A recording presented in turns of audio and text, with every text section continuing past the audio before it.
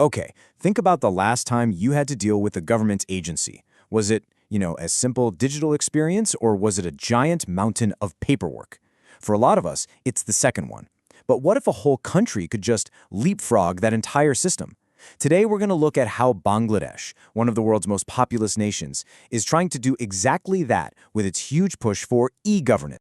So, what even is e-governance? Well, it's way more than just sticking some government forms online. It's really about a whole new way of thinking about how government works. The big idea is to use technology not just to be more efficient, but to build a system that's more transparent, more accountable, and where you, the citizen, actually have a real voice. It's about fundamentally changing the relationship between people and the state. And honestly, there's probably no better place to see this ambition in action than Bangladesh. We're talking about a country with over 160 million people that has been on this decade-long mission to digitize all of its public services. This isn't just some little side project for them, it's a core national strategy. But with an undertaking this massive, the real question is it actually working? So what was really behind this massive digital leap? Well, for years, the government's been pushing this vision of a digital Bangladesh.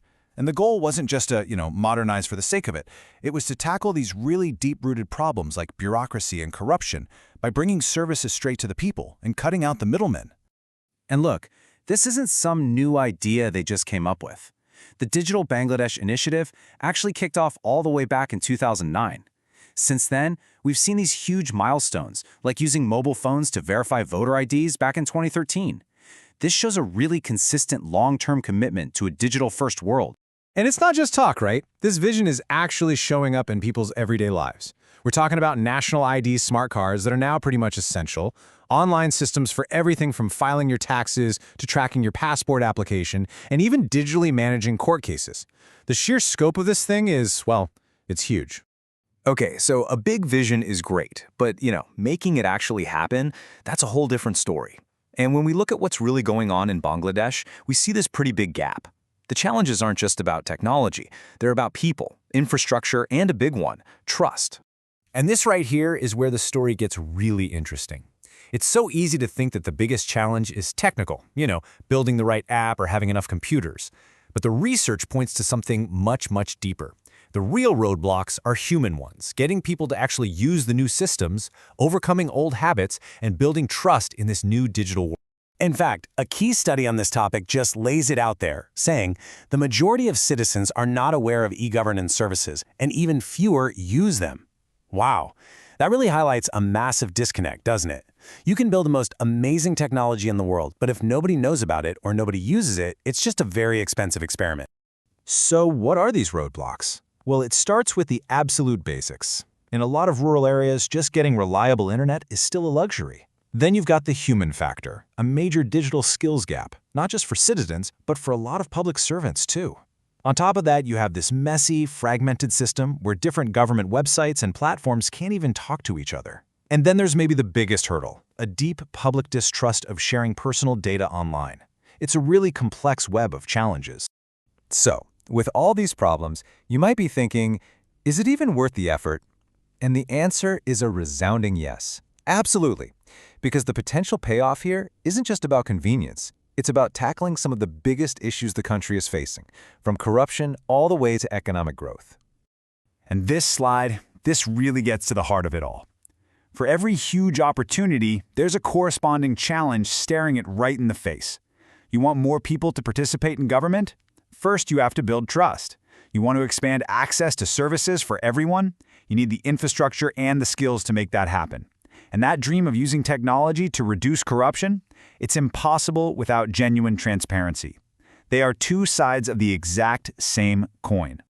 So what's the end game here? What does success actually look like? Well, it's a future where transparency and accountability are just baked right into the system, which makes corruption way, way harder. It's a future where government services are fast and easy to access for everyone, no matter where they happen to live. And ultimately, it's about empowering citizens with the info and the tools they need to succeed, which of course is the foundation of any strong economy.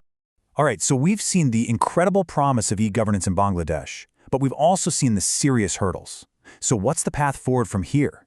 The good news is the research gives us a pretty clear blueprint for turning this digital dream into a reality.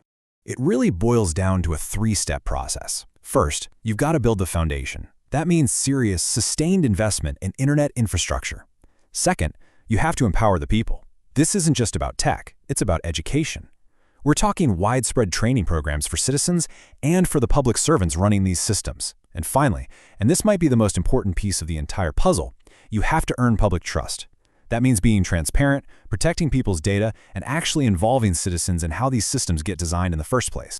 And if we drill down a little deeper, a few key strategies really pop out. For one, there needs to be a single, comprehensive national strategy, not just a random patchwork of projects. Second, you need sustainable, long-term funding. Third, you've got to have a way to measure what's working and what isn't. And finally, the government just can't do this alone. It needs to partner with the private sector and, this is crucial, make sure all these different digital systems can actually talk to one another. It's all about building one, truly connected digital ecosystem. So, the story of e-governance in Bangladesh is so much more than just a case study. It's a powerful reminder that technology is never the whole answer. The real challenge and the real opportunity is in building the human systems, the infrastructure, the skills, and the trust that make the technology work for everyone. And that leaves us with a question that's relevant far beyond Bangladesh. In our own rush to embrace digital solutions, are we paying enough attention to the human foundation that makes it all possible?